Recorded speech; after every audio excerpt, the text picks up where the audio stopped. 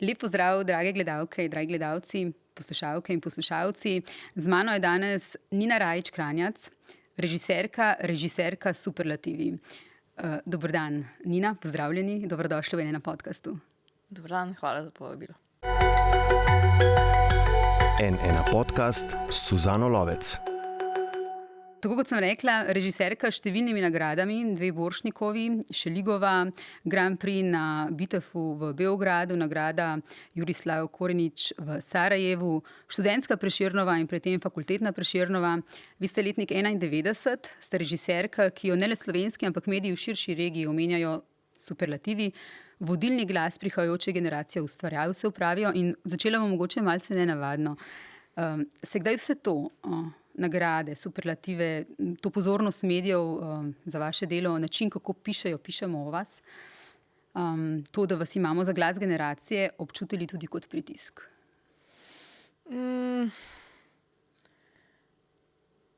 Ja, mogoče kdaj ja. Se mi pa zdi, da je v neki moji vzgoji ali pa v nekem ospredju, v smišljevanju pač svojega poklica, na nek način vedno tehtno dvoje. Ljudi, s katerimi delam in kaj delam. In na nek način te nagrade v resnici prihajajo kot posledica nečesa, ne? Oziroma kot nek mehanizem, kako v bistvu podpreti nekoga, ki je na začetku poti, to je zelo bistveno. Kako vlivati legitimnost tega glasu, sploh pri mladih letih, tudi to je zelo pomembno. In naprej v smislu nekega spodbude k nadaljnjemu raziskovanju in razvoju. Ne? To je bolj odnos mene do teh nagrad ali pa označb. Mislim, da nič od tega ne bi bilo mogoče, če se to delo ne bi prepoznalo in nagradilo. Tako, to bi rekla. Rojeni ste bili v Beogradu, z družino živeli v Zimbabveju, potem v Nemčiji, potem v Mariboru osnovna in srednja šola. Zame je selitev svoj vrsten izziv, ste rekli, človeku vedno omogoča dovolj svobode. Prihajati nekam, kjer te nihče ne pozna, je po mojem mnenju nekaj najboljšega. To ste rekli za oddajo na glas na RTV. Kakšna je razlika med Nino Rajić Kranjac, ko je v Ljubljani ali v Mariboru, pa Nino Rajić Kranjac, ko je v Zagrebu ali ko je recimo v Beogradu? Trenutno torej živite v Zagrebu, delate pa največ v Ljubljani, ne? Za Zagreb še ne vem, ker to nedavno sem se v bistvu tja preselila. Se mi pa zdi, da ni prav razlike v Nini Rajić Kranjac, ampak mogoče v tem, kako se ta družba, kako se znajdeva družba okoli mene in jaz okoli nje. V resnici se mi zdi, da različna geografska področja nosijo neke specifičnosti karakterja. To je to, kar mene vedno inspirira, ne? In pri potovanjih in pri selitvah in pri nekih... pri potovanjih in selitvah. Ampak recimo, zdaj, kako se jaz znotraj tega spreminjam, mislim, da prav v občutku svobode, no. Zato, ker mi je to, da na nek način lahko nekaj gledam iz strani, od zunaj, zdaj ne vem več, je to že profesionalna deformacija, ampak je to neka observacija, mi je tako kot neke vrste darilo, ne. In zdaj tam, kjer pa mi je že vse na nek način poznano, se moram bolj potruditi za te vrste inspiracije, no. Kje se potem počutiti najbolj svobodni? Ne vem, to se mi zdi, da sploh ne morem določiti, da se nenehno menjuje, ne. Gotovo pa to definirajo ljudje, mogoče celo najbližji ljudje, s katerimi živim. Kaj vam je v življenju dal Maribor? Večkrat ga omenjate, tudi sprašujejo vas večkrat o njem. Poveste, kako je bilo v srednji šoli, v osnovni šoli, kaj je tisto, kar... Jaz mislim, da to je ena družba, ki je bila do te mere v bistvu odprta za neko družino priseljencev, ne. Resnično ne morem trditi, da bi imela v kakršnemkoli spominu sovraštvo, nesprejemanje, poudarjanje v razliki. In mislim, da je Maribor tudi zato, ker ni glavno mesto in zato, ker mogoče ne prevlada, v njem ne prevladuje nek, dajmo reči, visok razred, ki zna biti izključujoč. Da je mogoče ta stvar, da je to staro industrijsko mesto, da je doživelo propad prav zares vseh tovarn, da so neke usode teh ljudi bile prav zares podobne usodam nekih ljudi, ki so od nekod prišli. Ne? In da mogoče zaradi tega te razlike nismo na ta način niti čutili, ker so ljudje to imeli v zavedanju. Načeloma ga čutim kot zelo toplo mesto in to, kar mi je dal, je neke vrste... Nisem nikoli razmišljala prav o tem, ampak če zdaj na hitro odgovorim, neko širino. Pravijo, da ustvarja gledališče novega časa. Je zapisala o vas Nina Zagoričnik za oddajo Proti etru na Radiu Slovenija. Kakšno bi po vašem mnenju moralo biti gledališče novega časa, če bi vi imeli povsem recimo proste roke, brez omejitev? Skratka, nek cilj, k kateremu stremite. Kakšno je to gledališče novega časa? Jaz mislim, da se vedno znova in znova odkriva, ker sem prepričana, da nastaja v kontekstu, torej v nekem okolju, kamor se to delo upenja. Mislim, da ne gre za finančne zmogljivosti, da ne gre za materialne dobrine, ki mi jih neka institucija lahko nudi. Na eni strani že, se pravi, zdaj smo že v teh časih, kjer je blazno problematično zgraditi kulise, če želite. Zato, ker je cena materiala narasla, zato, ker so se delavnice začele ukinjati in ker v resnici vsaka stvar, ki bi se gradila, mora biti outsourcena, se pravi, mora biti naročena nekje zunaj. Ne? Ni za vsa gledališča enako, ampak stroški so narasli in v tem smislu smo kdaj soočeni s tem, da recimo se moramo poslužiti konstantnega kako se reče, reusanja, se pravi drugih nekih scenografij, ko so te že odslužile svoj čas in tako naprej. Kar je na neki strani v smeri zelenega teatra tudi verjetno smotrno, ampak govorimo, se pravi, o tem, kaj je ideal. Na neki strani se mi zdi, da ko bi materialno se vse nudilo, stvar ne bi bila rešena, jaz mislim, da je treba na nek način konstantno ostajati in obstajati v eni neudobni poziciji tega, da gledam, kje je storjena, kako bi rekla, napaka, krivica, nek konflikt, ki ga družba zoper posameznika ustvarja nenehno. In da v tem smislu, ko se na tem nivoju zaspi, se mi zdi, da se jaz oddaljujem od tega idealnega teatra. Se pravi, zame ta idealni teater je enako vključevanje pač zgodb margine oziroma nekih drugih spodrsljajev človeške družbe. No. Tukaj se zdi, da je teater zaspal? Jaz mislim, da ne. Jaz mislim, da on obstaja v raznoraznih garažah, v alternativnih nekih prostorih, v zamislih, v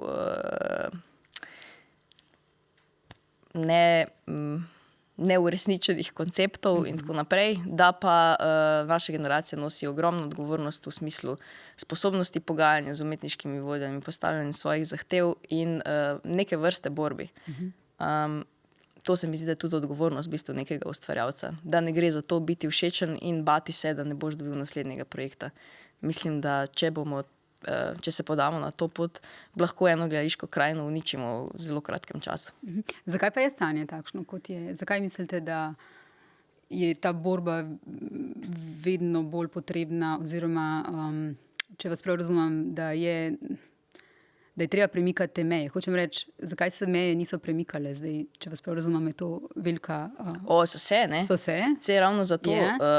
Jaz mislim, da jaz lahko v zgodovino gledam na konkretne ustvarjalce, ki me prav tega učijo s svojim ravnanjem.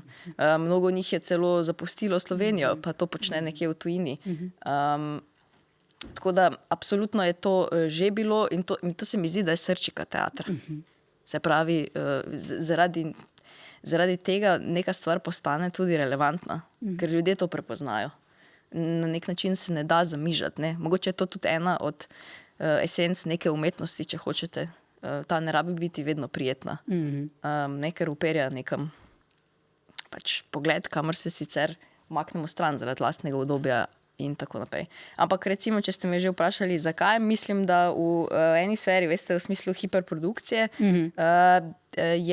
obstajata dva argumenta. Na eni strani, da ta omogoča delo predvsem za nas mlade, ne? In če ne bi bilo, v bistvu mi ne bi teh projektov dobivali. In na drugi strani ta hiperprodukcija omogoča, da v bistvu nivo samih izdelkov postaja nižji zaradi vloženega časa in pa merila, ki ga postavlja nekdo, ki oblikuje sezono. In to merilo vse bolj in bolj sloni na tem, mi moramo polniti dvorane. Nisem prepričana, da to velja za vsak teater. Teater, ki je narodno gledališče, se razlikuje od teatra, ki ga financira samo občina in mora preživeti sam z dohodkom iz blagajne. Se pravi, v tem smislu bi se pa dalo zdaj še debatirati, mogoče bi to morala biti posebna... Ne, kar dajva zdaj. Pa Kaj me vidite tukaj vprašajte, rešitve? O hiperprodukciji ste javno že govorili in jo kritizirali. Ne? Ampak kam vodi, kako recimo se občuti ta hiperprodukcija, kaj pomeni, kaj povzroča, če lahko mogoče malo več o tem? Ja, najprej. To zdaj spet, jaz bi tako poudarila. Jaz bom govorila, kaj v bistvu povzroča meni, na kak način jo jaz dojemam, najbrž pa obstaja na njo pogledov tisoče in tako. Za moj ustvarjalni proces je nujno, da ljudje, s katerimi delam, so najprej v popolnem zdravju. Vitalni, pri stvari in z veliko željo po ustvarjanju. Velikokrat se zgodi, da temu ni tako. Ljudje so izčrpani, delajo prekomerno delo, no? In to seveda nosi svoje posledice. Na drugi strani pa sam kreativni proces kdaj omogoča, da greš čez svoje meje. Zato, ker me nekaj do te mere potegne in se mi zdi toliko nujno to stvar narediti, da sem pripravljena v bistvu lastne potrebe na nek način preslišati. Ne nujno zanemarjati, ampak preslišati. In kdaj postane tudi nečastno reči, tega projekta ne morem narediti, zato ker sem enostavno preutrujena. Čudno zveni, ne? To je recimo ena stran. Druga stvar, ki se mi zdi pomembna, je, da ko delam predstavo, ne hitim za ciljem. V hiperprodukciji ni mogoče ne hiteti za ciljem, ker je prva stvar, zakaj ta projekt dobim, da na nek način čim bolje konkretiziramo oziroma spravimo v življenje točno ta cilj. Ne? Zdaj pa govorimo že o tem, kakšna naj bo ta predstava, za koga je namenjena in čemu. Meni se zdi, da ta vprašanja sledijo znotraj procesa, če ga razvijam kot jaz želim, v bistvu odkrivam, kakšna naj bo ta predstava. Komu je namenjena, pa v resnici ne moramo to spraviti na en profil, se mi zdi, da bo potem banalna. Ne bo v samem konfliktu zapopadla pač vseh plasti, ne? Oziroma vseh pogledov, oziroma vseh nivojev. To recimo se mi zdi, da je en tak tretji problematičen element. In četrti, da v bistvu si zamenljiv. V tem smislu mislim, da beseda sama pove. Nek sistem, neke stvari lahko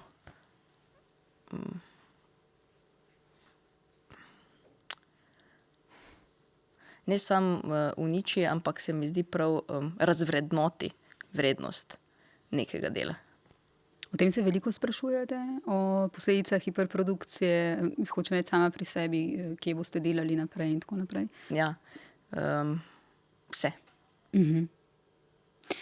Citat iz beograjske politike, vaš citat: obremenjuje me misel, da je gledališče impotentno, da nima statusa, s katerim bi lahko trasiralo pot k družbenim spremembam. Vse to je v bistvu to, o čemer ste zdaj govorili. Pa mogoče nekaj ste že o tem odgovorili, ampak odkje je impotentno, kdaj postaja impotentno, kdaj ni več impotentno? Kako ga narediti, da ne bo impotentno? V vsakem trenutku upora se mi zdi, da se potenca vrača. V vsakem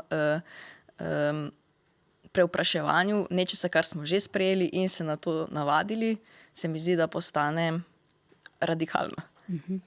In spet vrača potenco. Impotentno je pa vsakič znova, ko v bistvu mora podlegati določenim ekonomskim uzancam, če hočete, nekemu programiranju.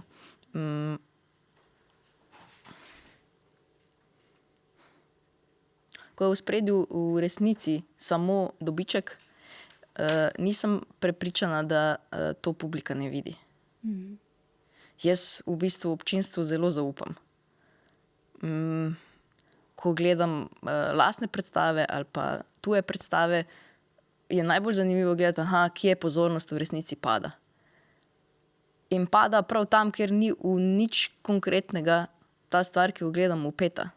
Lahko je lepa, lahko je, kaj pa vem, zabavna. Ampak pozornost recimo 350 ljudi v dvorani, ko se začne dogajati en dogodek, ki je, dajmo reči, iritanten, problematičen, zato ker v njemu prepoznavamo, kakšni mehanizmi ga omogočajo.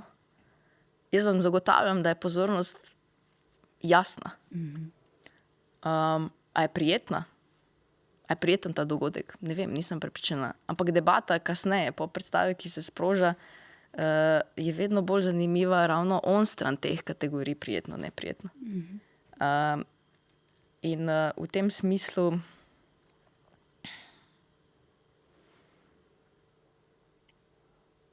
se mi zdi, da je ta impotenca nastala, ko je prosto z nekega gledališča vzeti kot en talec za neko ideologijo, če hočete. Katero ideologijo? Kapitala. In ta impotenca se potem kaže v konkretnih predstavah, v tem, na kak način mi gledamo gledališče? V tem, da je mrtva predstava. Da je mrtva predstava. Da pač se nič ne zgodi. Ko ste omenjali pozornost občinstva, na kakšen način kot režiserka znate predvideti reakcijo občinstva? Oziroma, jo vedno znate vnaprej predvideti? Ste kdaj presenečeni? Vem, da ste že razlagali to, da večkrat radi gledate z druge strani, kot gledalka predstave. Kako skratka poskušate režiserke predvideti to, kakšna bo reakcija občinstva? Kje bo padla pozornost? Kje bo naletelo? Kje vas bodo prav brali? Kje bodo mogoče naredili kakšno napako? Meni se zdi, da so to neki označevalci v smislu ritma, tempa, dinamike, presenetljivosti in tako. Ampak v resnici nisem prepričana, da bi lahko sodila do zadnjega, dokler ta publika ne pride. Zato sem večkrat opisala ta proces, da je zame zelo zanimivo gledati, ko predstava, ko jo spustim iz rok, ko jo predam gledališču, ko ona sama igra brez moje prisotnosti. Je to, da v bistvu prevzamem vlogo gledalke, je ena od bolj nujnih stvari zame, da se učim v smislu neke kompozicije ali pa receptivnosti. Ampak zdaj se mi že večkrat zgodilo, da v bistvu še preden publika pride, me resnično prevzema vprašanje, kako bodo to sploh gledali. Mogoče se to pogojuje tudi s tem, da sta zadnji dve predstavi bili v nekem časovnem zamahu, tako res velik zalogaj, ker pač ena traja 5 ur pa 15, druga pa 6. In gre za neke druge vrste pač kompozicijo, sploh za neke druge vrste nagovor ali pa komunikacijo, če hočete. Tako da zdaj recimo eno od osebnih nekih izzivov je, da bo naslednja zelo, kako bi rekla, eksaktna, kratka, kompaktna. To se mi zdi, da je zdaj naslednji izziv. Skratka, po eni strani, torej solo traja, približno 6 ur. Solo je, zavisi, ker to je v bistvu, na nek način so eni deli prepuščeni tudi konstantnim spremembam. Tako da solo je bil nekje 4 pa pol. Angel v Ameriki okrog 5, ne? Da je 6, ja. 6, ja. Mrakjada pa 5, ja. Tako. Kako po eni strani zdaj ste opisovali to pozornost gledalcev, ampak kaj pa pozornost igralcev in vas? Na kak način v bistvu človek drži koncentracijo, torej 4, 5 ali 6 ur z druge strani? Razumem, da vi se morate boriti za to pozornost, da gledalcu je zanimivo, da ne pade, da v bistvu tudi vse dojame v teh urah. Ampak kaj pa igralci pa vi? Kako to izgleda? Na kak način so tudi vaje različne potem od predstave? Ja, mislim, sam proces je namenjen nekemu vrstu treninga, ne? Ampak jaz bi mogoče govorila prav iz pozicije, naprimer iz sola, kjer tudi sama sem na odru pač 4 ure pa pol. ta nuja, ne, povedati neko zgodbo, pripraviti neko presenečenje, vas peljati na eno pot, je neke vrste skoraj da trans ali pa prva stvar, ki je meni zdaj na pameti. Se pravi, jaz v bistvu ne percipiram časa na isti način. Razumem, Jaz v bistvu zdaj vlagam vse moči v to in na nek način so vsi čuti tudi nastavljeni na to, da preverjam, a vas še držim oziroma vas nimam. In takrat v bistvu čas drugače teče. In tudi na drugi strani se mi pa zdi, da je neki, to bi lahko rekli z eno besedo adrenalin ali pa pozornost, ne? Ampak na drugi strani pa je ta odziv v bistvu publike, ne? In ta želja, ne, ko češ, dajmo iti naprej, ker točno veš, kdaj ga po domače, ne, vlečem in v bistvu držim ljudi v tem, da ne zmorejo več in si mislijo, da je že to poanto, ne. Daj nam jo. Ampak recimo zato se mi zdi, da je koncipiranje, kako v dolgih predstavah sploh delati evente, ker to je v bistvu bolj dogodek, ne. Ni več oblikovana neka stvar, kjer nekdo gleda, drugi pa igra. Ampak v bistvu se na nek način ustvarja neke vrste community, v katerem se spretno izmikam temu, da vi lahko samo gledate. Se pravi, terjam nekaj več od vas in od sebe. In v tem smislu se mi zdi, da stvar potem nekako teče drugim tempom. In recimo za solo moram reči, da še ko se predstava konča, se to druženje nadaljuje. Ne? In kar nima konca, mislim, tako da je mogoče to tudi nekako najbolj bistveno v eni obliki. Ja. Zelo težko je to delati v enem repertoarnem gledališču in mislim, da ga pogojuje prav prostor. Se pravi, ko smo razdeljeni na tribuno in na to črno škatlo, je nagovor mene skozi prostor, kako naj to gledam, zelo specifičen. To je predstava v tem okvirju. Ne? In obstajajo postopki, kako to prebijati. In mislim, da vrhunsko to počnejo eni ljudje. Ampak nekje je meja, nekje ne moreš tega več podaljšati. Zdaj pa novi prostori, ki se odpirajo, alternativni prostori, ki v bistvu ni te klasične delitve, ne?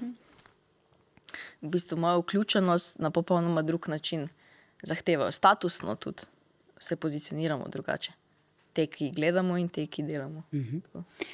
Za predstavo solo večkrat rečete, da gre za dogodek, ne za predstavo. Ne? Ste rekli, da ste želeli premikati se iz cone udobja in preizkusiti svojo ranljivost. Vi ste pač, tako kot pravite, na odru. A ne? Kje ste ranljivi kot režiserka ali pa kot človek? Kaj je solo pokazal?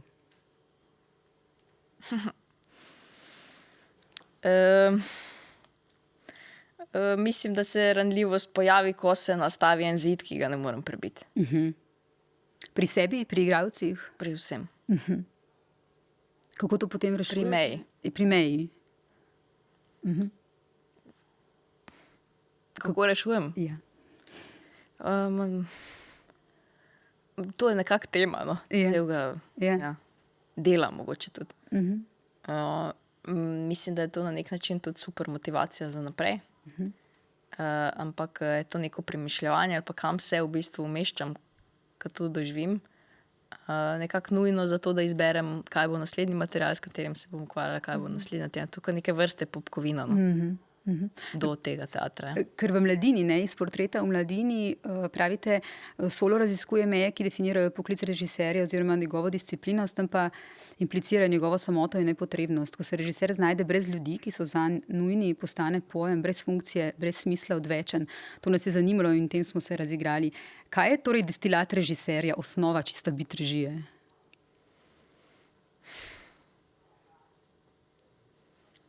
Za vas, ne? Ja. Prav gotovo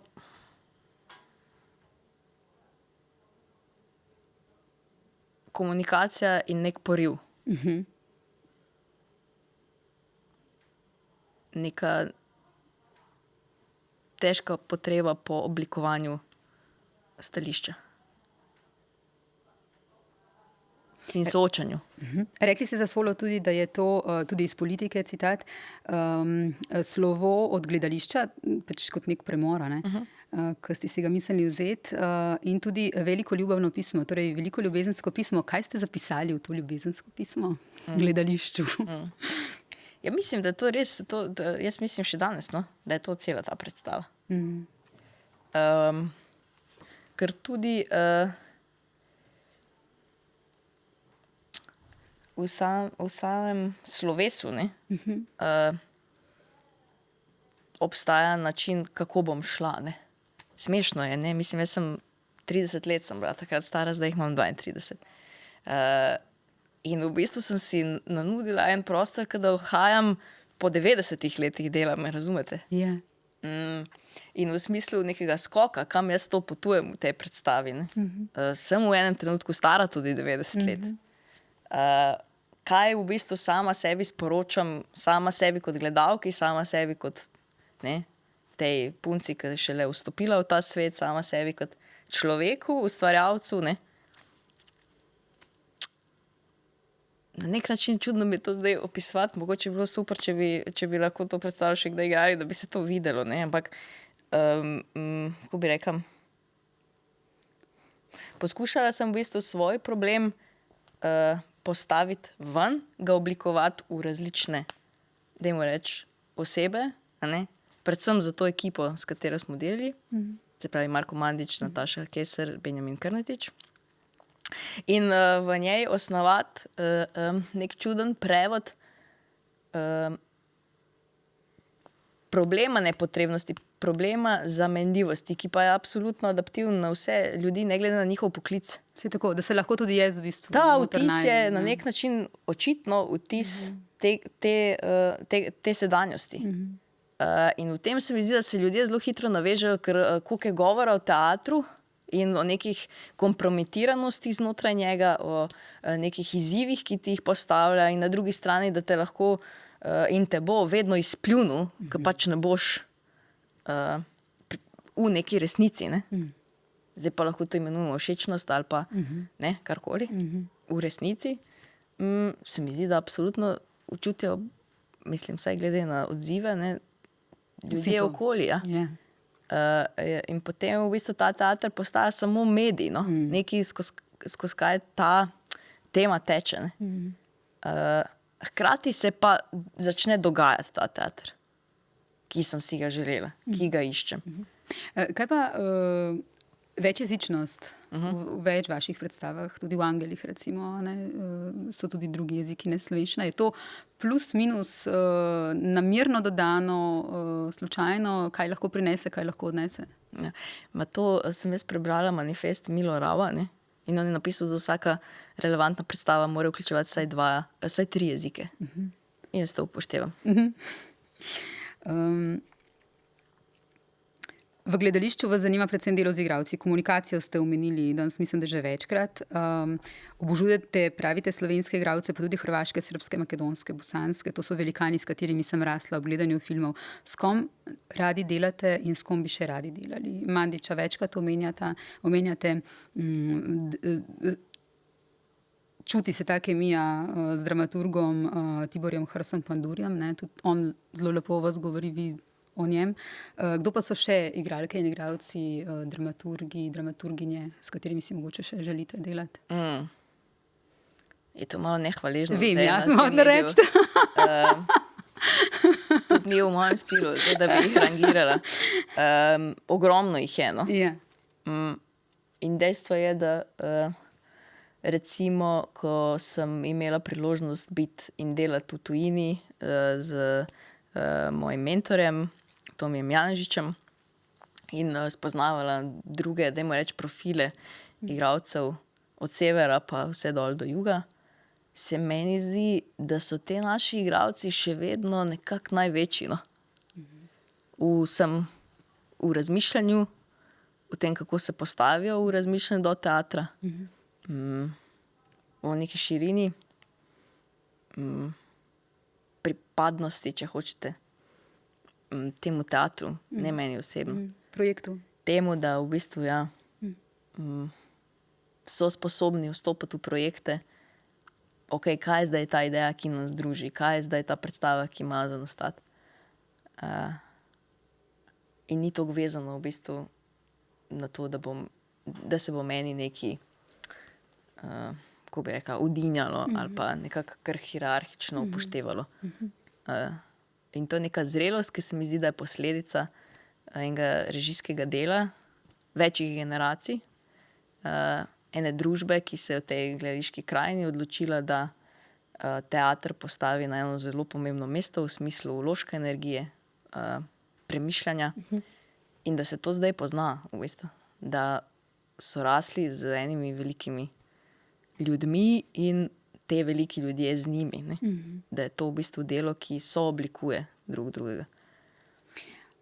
Kakšen je odnos med igralci in režiserko ali režiserjem? Kako se gradi, kako gradite režiserji? Ne bom spraševala na splošno, ker pač vas, kako vi kot režiserka gradite odnos z igralci, ko pridete na nek nov projekt, neko novo igro? Vedno skozi zgodbo, vedno skozi vsebino, vedno skozi nekako raziskovanje tega, kako se bomo emancipirali znotraj te teme. Kako bomo zbrali pogum pač neke stvari naslavljati.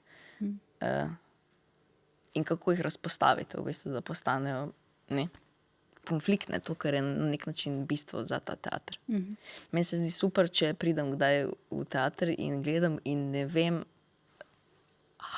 ne poznam več odgovor.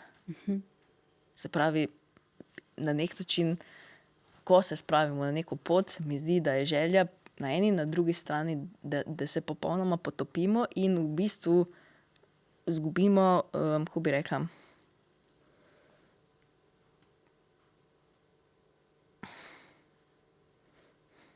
se poslovimo od glave, ampak hkrati delamo točno zato, da se ta glava, ki bo gledala, vklopi in se ne zna več odločiti. A se kdaj, v vsakem kolektivu se kdaj zgodijo tudi nesporazumi ali pa neke nekompatibilnosti, povsod verjetno so neke zaostritve, nesporazumi, napetosti, bi rekla. No? Kako to vi rešujete? A je to takrat naloga režiserja, da to reši, recimo, če se v kolektivu to zgodi? Ja, se mi zdi, da ja. Zato sem prej rekla, komunikacija, da je ena od osnovnih stvari. Kdaj se tudi zgodi, da se neki problemi iz zgodbe na nek čuden način naselijo v samo ekipo. In je treba zelo jasno nekako ločiti. Ne? V smislu tudi recimo neke vloge, ki jih zapopada, na primer igralec v roku, 3 mesecev, lahko rekordno vplivajo na to, kako se on kar naenkrat znotraj te skupine počuti. Ker obstaja neka čudna vez med to vlogo in tem, jaz nisem ta človek, jaz lahko izstopim iz tega. In ta stvar se mi zdi vedno pomembna, na nek način jo naslavljati. Ne? Da vsako vlogo, ki jo prevzemam, oziroma tudi predstavo, ki jo delam, ni enako jaz. Ne? Tako da, absolutno se mi zdi, da ja, je to ena od nalog tudi režiserja, da skrbi za pač neko transparentnost, komunikacijo, demistifikacijo. In na drugi strani, ja, da je nekdo, ki lahko popelje ljudi, da se, kako bi rekli Srbi, zaludijo. Da se zaludijo.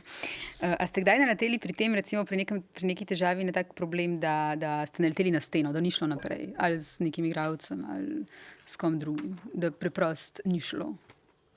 Da se stvari ni dalo rešiti. Ja, kaj v takem primeru? Ja, pa smo se razšli. Je treba to čim prej uvideti? Ali probati rešiti? Jaz mislim, da se vedno uvidi v pravem času. In da, če se to naslavlja, se tudi lahko razide v bistvu nekem konsenzu. Ne? Da noben ni zaradi tega poškodovan. Če pa se zavlačuje, pa se odgovornost nekako predaja samo na eno stran, bo po mojem ta stvar vedno zelo boleča, pa na nek način tudi neferno.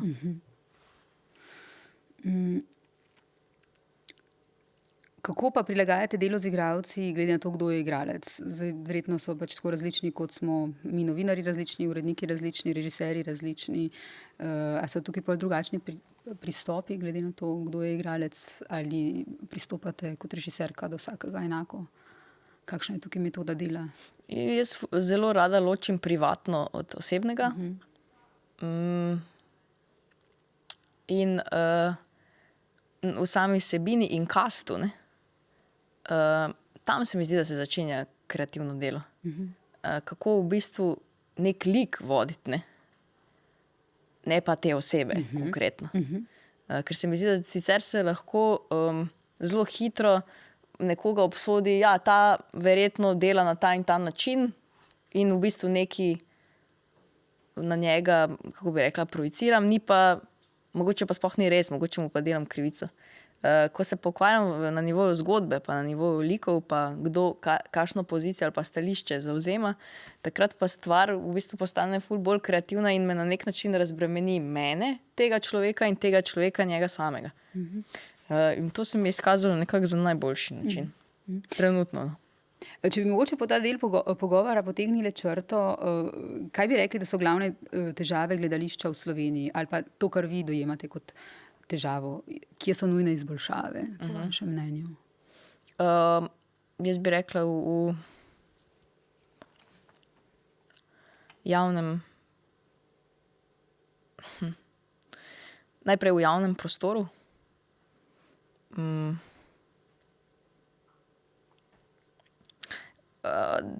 Se mi zdi, da bi morali tudi mi sami popraviti odnos tega, kaj jaz mislim, kam spada gledališče, da na nek način, ali pa sploh kultura slovenska, da se na nek način znam pozicionirati, da je to nujna veja nekega naroda, da jo je potrebno konstantno hraniti, na nek način čuvati in se z oblastjo pač tudi na ta način srečevati. Se pravi, mislim, da bi morali prevzeti mnogo več odgovornosti za veliko več dialogov in povezovanjem z temi ljudmi, ki na nek način odrejajo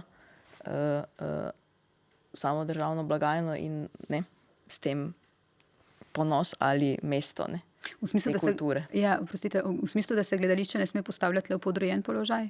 Samo sebe? Na tak način? Prav recimo vsi, ki ga tvorimo. Ker ono samo je pomembno že od samega začetka invencije tega teatra. In potem na drugi strani se mi zdi, za ustvarjanje nekega okolja brez strahu po izključevanju, če se bom izjavljala nasprotno. Brez strahu tudi, da bo človek ostal brez naslednjih projektov? Tako. Vse to, kar prinese za sabo. Ste se kdaj drugače odločili ali pa česa ne rekli zaradi tega strahu mogoče? Jaz sem res netakna oseba. Čestitam. Ja. Ampak je pa res, da živim eno življenje, kjer prav zares nihče ni odvisen od mene, edino moj pes. Ne vem, kaj bi se zgodilo, če bi imela družino in tako. Kako pa se predstava potem, ko je že postavljena, še spreminja? Prej ste rekli, ne, da živi dalje. Kakšno je pol to življenje predstave? Kako se ona sama spreminja, pa tudi kako jo vi drugače dojemate, pol, ko je že postavljena? Ona se spreminja vsakič zatem, ker pride vedno znova nova publika, to se mi zdi. Tako ljudje, ki so res profesionalci, znajo na to se odzivati, na nek način imeti velik posluh. In na drugi strani iz nekih čist obrtnih recimo postopkov. Večkrat bi se zgodilo, da potem naenkrat razumem, ta del je absolutno predolg, ta del je nepotreben, to perspektivo smo že odprli. Zanimivo bi bilo to recimo, črtati, vreči ven, narediti nek nov prehod in tako. In včasih se celo zgodi, da obstaja šansa, da se to naredi, ne? Po, 3, 4, 5 mesecih. In to vse zavisi recimo strani ekipe, ampak tudi v navezavi z igralci, na primer, je fantastično poslušati njihovo perspektivo, kako se jim zdi, da z te strani vidijo, da te gledajo. In pol spet recimo obstajajo neki drobni načini nekih sprememb in tako. Tako da ona sama po sebi se spreminja inherentno že vsakim izvajanjem. V smislu posegov, ne, pa nekih adaptacij, pa potem zavisi samo od dogovora, ampak sigurno.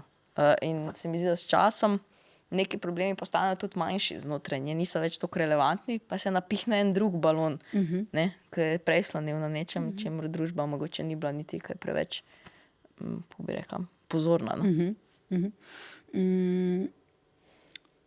Pri Angelih v Ameriki, ne, stvar se dogaja v drugi polovici 80-ih let, vi se takrat še rodili niste, gre za čas, ko staro razpada, novo se še ni rodilo, kot se reče, vse je prežeto s smrtjo, s tesnobo, to je čas Reagana, Valiuma, ozonske luknje in predvsem epidemija AIDS-a. Kako je ta čas, tisto obdobje vplival na današnji čas? Kako nas je oblikoval kot družbo, ker vseeno ne gre samo za Združene države Amerike, ampak gre za naše družbe. In kje ste vi v tej predstavi videli in iskali in dajali te primerjave z današnjim časom? Ne mislim, da so pač tako narisane, ampak kje vi v svojem premisleku pač vidite v tisti predstavi to, kar se tukaj in zdaj dogaja? Je zanimivo, recimo, da ste to omenili, kako je zdaj ta čas vplival na nas, ker se mi zdi, da sam po letih, ne, in percepciji, ne, epidemije kot take, ne, je tukaj bilo dolgo časa nekaj zanikano, čeprav so, kakor smo brali, se vsi znanstveniki blazno trudili pač ljudi obveščati o tem, da se je pojavil tudi pri nas že en okužen človek, da bi bilo treba v bistvu uvesti slepo testiranje, da bi bilo treba zamejiti oziroma uvesti nov način za pridobivanje krvi in transfuzije, da se pravi, oni so imeli ogromno želja in predvsem svaril, ne? Pa je bilo z takratne oblasti rečeno, da je to bolezen v bistvu Zahoda, da je to prinašajo ali turisti oziroma vsi te, ki živijo da tam. Se nas ne tiče, skratka. Ne? In jasno pač ne, čista demonizacija v bistvu homoseksualne skupnosti. Se pravi, v tem nekem smislu se takrat začne nekaj, kar je meni zelo poznano danes. Ne? Da pač nek problem, ki obstaja, se ga lahko zelo hitro rangira v določen mehanizem, če hočete. V bistvu se 1, 2, 3 postavi 3 razloge in na nek način stvar oddalji. Ne? To se mi zdi, da smo se nekako naučili tam in zverzirali smo se v strahu. Ne? Ker za mene recimo bolj tesen nek preplet se mi zdi potem to obdobje perestrojke, z razpadom Sovjetske zveze in kasneje Jugoslavije. In tudi to sporednico dela v bistvu Kušner. Ne? V nekih pričevanjih tega, kaj pa naprimer homoseksualna skupnost v Sloveniji počne v tistem času, je pa to napredna vesoljska ladja proti enemu New Yorku. Se pravi, tukaj se začnejo dogajati časopisi, revije, shodi, izpisujejo se lokacije, kje vse se da najti podobne ljudi, ljudje se začnejo dopisovati, se pravi, neka ogromna, velik korak se zgodi prav v Sloveniji, naprimer, v odpiranju oziroma liberaliziranju, ne, tega okolja. Tako da, ja, en grenek preokus je na koncu, ko se v bistvu prebijam skozi te materiale, seveda živela tega časa nisem, tako da lahko sam dobivam nek glimpse oziroma nek vtis tega. In ne morem prav reči, da lahko sodim, no. Se mi pa zdi vredno razpirati, ker jaz so recimo eni zgodovini homoseksualne skupnosti ali pa LGBT skupnosti v Sloveniji nisem v bistvu se srečala z materiali, ne v osnovni šoli, ne v srednji šoli. Ta jezik v bistvu ni bil na nek način odprt in se zdi, da se je v bistvu ta skupnost začela odpirati šele v današnjem času z mojo generacijo in tako naprej. Pa ni čisto resno. In ta del, da v bistvu ne vem, kaj je vse zadaj čisto v zgodovini, ne, se mi zdi tako, kaj pa vem, problematično. Drama je stara, na odre je prišla v začetku 90-ih v Sloveniji, pa pred kratkim in to skoraj naenkrat v Mladinskem gledališču in v mini teatru v režiji Ivice Buljana. Zakaj šele zdaj, po vašem mnenju, in zakaj 2 naenkrat? A ste šli Buljanovo gledati? Ne še, ampak imam ful namen. Tudi serije nisem gledala, dokler smo delali. Ja, jaz mislim, da je bila pač močna potreba, da je čas tako utripal, da je verjetno še kakšno gledališče prijelo, pa smo mi bili dovolj hitri, pa se pol ta tretji ni javil, meni se zdi to. A res? Po mojem, zato ker recimo, če pogledamo, mislim, da je bilo še 2 do 3 premiere po Evropi. Se pravi, nek tekst, ki je bil, ko se je pač napisal in izdal, kar opažen, bran, v tem prostoru nerealiziran, na zahodu zelo. Zdaj postaja kanoniziran. Ravno zaradi tega časa in mogoče tega časa, ki je minul, ne. Tako da, kaj je točno razlog, pa mislim, da so prav te teme, ki jih odpira. To je, kot Kušner naslovi, pač umiranje enega starega sveta in prehajanje v enega novega, pri čemer to novo izgleda popolnoma strašljivo in nepredstavljivo, kaj to bo. In v tej anksioznosti, zdaj divjata 2 veliki vojni, baje jih je na svetu, če se jih našteje 52 oboroženih vojaških spopadov. Več kot kadarkoli po drugi svetovni vojni. Se pravi, v tej neke stvari se, ne moremo reči, da je isti svet, absolutno ne, ampak neke okoliščine ali pa ta točka preloma, da se nekaj novega poraja, pa je tu. Med drugim tudi ta pogled v naši generaciji in vaši generaciji in generaciji prihajajo v podnebno krizo, v to, kar kako radikalno lahko spremeni oziroma bo spremenile podnebne spremembe naše življenje. Se tudi v bistvu vlečejo vzporednice, ne lahko. Tudi nekaj, kar prinaša tesnobo, absolutno neznano je, ne vemo do kje, v bistvu na kak način, kako radikalno bodo že naši otroci v bistvu živeli zaradi tega in vse to, kar ste opisali. Ja. Tako da v bistvu ta nek občutek ne konca, ampak spremembe, ki bo prinesla nekaj grozečega, ne, na ta način. Ne. Ja. Recimo tam če lahko to dodam, glede okoljskih sprememb, ta lik Harpera, ne, ona v bistvu cel čas ponavlja, da je poslušala eno oddajo na radiju o ozonski luknji in ta njen mož konstantno zamahne z roka, je Harper, ne. In takrat je verjetno to bil en komični vložek, ne.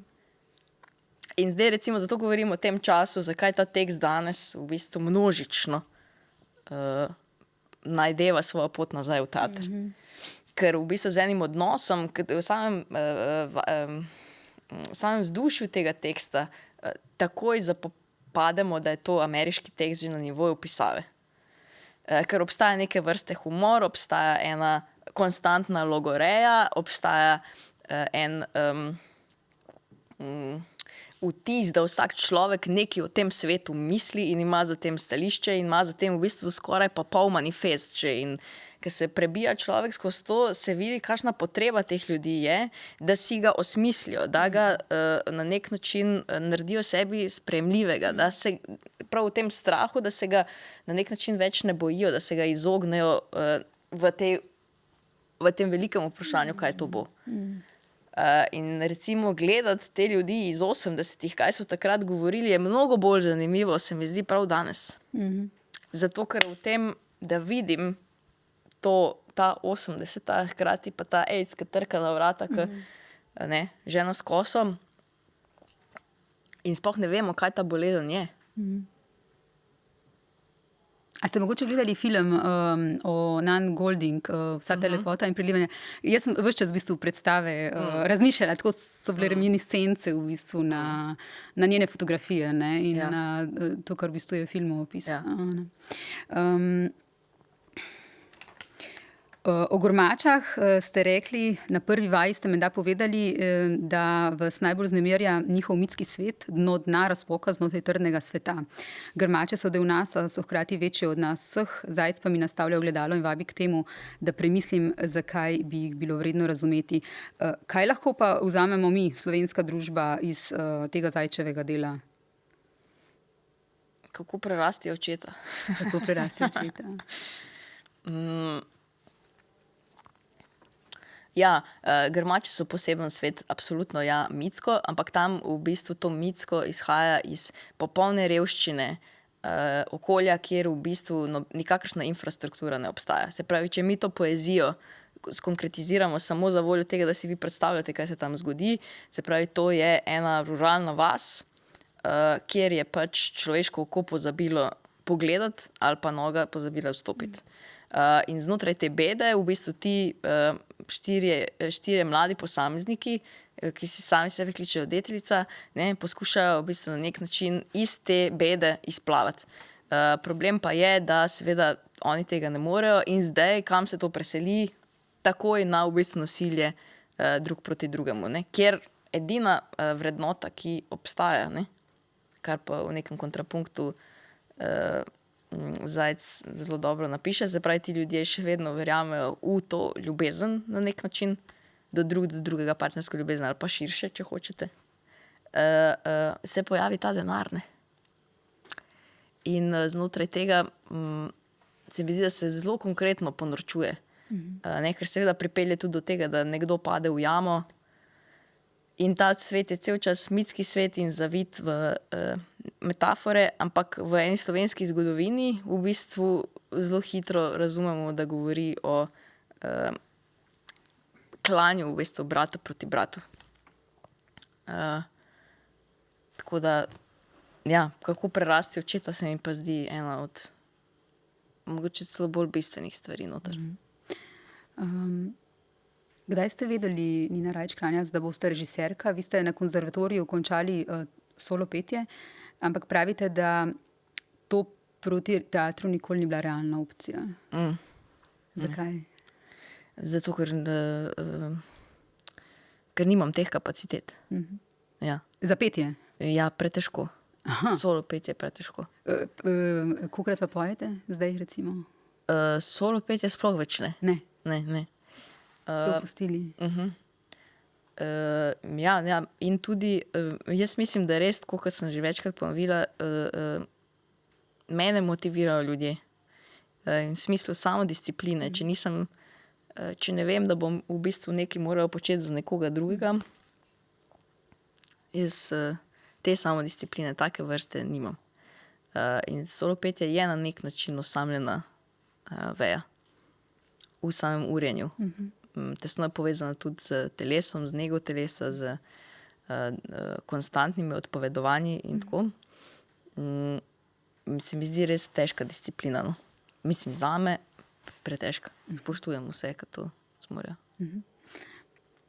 Veliko se ukvarjate tudi z identiteto, pravite, s tem, odkot prihajate, od kje ste, kje je dom. Kje je torej dom? Vem, da so vas spraševali v Beogradu po Solu, kaj to pomeni čefuri, ker je bilo omenjeno v predstavi. Kaj je za vas dom, kje je dom in kolikokrat se še o tem sprašujete? To sem citirala z nekih starih intervjujev. Ja, to je konstantno vprašanje. Ne vem. Ne veste. Meni so starši, moja mama, ki ni bila doma iz istega kraja, kjer smo mi živeli, je enkrat, ko sva bila zelo majhna z bratom in sva jo konstantno spraševala, ampak okej, mi smo tukaj doma, ampak kje si ti doma? Ker tvoji starši so doma drugje kot ti. In je, mislim, da dala tak odgovor mi za celo življenje, da v bistvu njej je dom tam, kjer smo mi, da to ni lokacija, ampak je to tam, kjer so tisti, ki jih imaš rad. To sem po moje že večkrat povedala, ker se mi zdi taka stvar, ki me spremlja v življenju. Vi ste stari Nina Rajić-Kranjac toliko kot Slovenija, kot naša država. Vi ste ta generacija, za katero novinarji zdaj že, odkar ste, mislim, da polnoletni, ta generacija, ki jo sprašujemo konstantno, se obračamo na to vašo generacijo in sprašujemo, kje smo, kje je Slovenija zdaj, kaj vaša generacija dela, kako se vi počutite, kaj mislite, kaj vaša generacija misli, da so problemi. Tako da vas imamo, se mi zdi, kot za nek lakmusov papir, kaj je ta država dosegla, česa ni dosegla. Zato vas vprašam, kaj bi kritizirali na Sloveniji? Pravite, da ste brezkompromisni oziroma da se ne držite nazaj, kar je super. Kaj mislite, da je dobro iz te države, v tej državi nastalo in kaj je tisto, kar je absolutno potrebno kritike po vašem mnenju?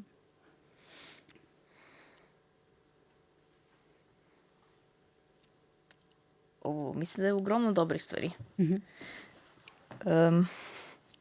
Najprej to, da v bistvu vse šole, kjer sem končala, ki sem jih končala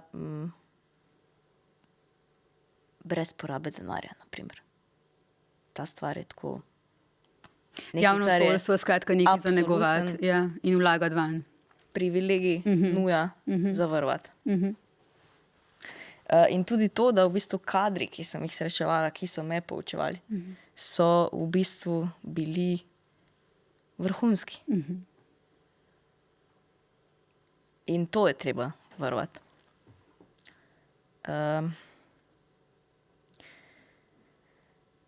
To se mi zdi taka temeljna stvar in mogoče bo to dovolj za dobro stran. Za to mogoče manj dobro ali pa slabo. Pa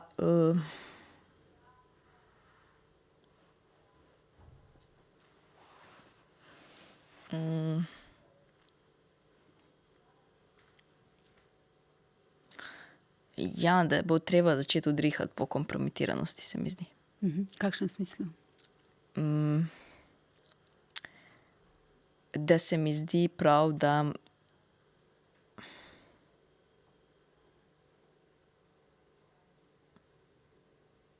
zdaj to spet ima dve strani, ne? Ampak v pojavu nekih težkih kršitev, v pojavu škandalov, pa zdaj mislim prav na politični nivo, da v bistvu je treba ljudi potem umakniti.